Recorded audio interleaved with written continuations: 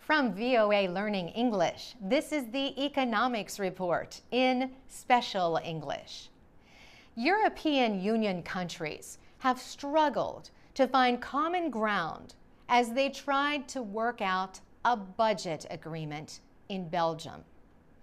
But this month, they agreed on the European Union's Multi-Annual Financial Framework, or MMF, for the period from 2014 to 2020.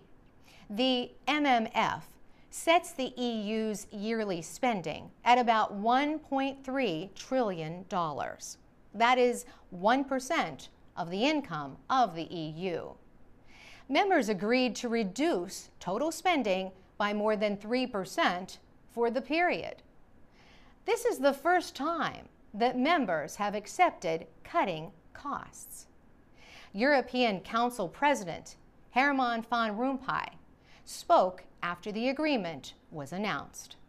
He said the compromise budget might not be perfect, but he said it should help all EU members. German Chancellor Angela Merkel praised the long-term spending plan. She said the agreement makes policy more predictable and enables members to act in Europe's interest. Some EU leaders have been calling for greater spending controls in their home countries. They wanted the EU to show that it too is willing to cut costs. British Prime Minister David Cameron welcomed the agreement. Before the two-day meeting in Brussels, he had threatened to veto the budget if there were no steps toward reducing spending. But the agreement still might not succeed. The European Parliament must approve the measure.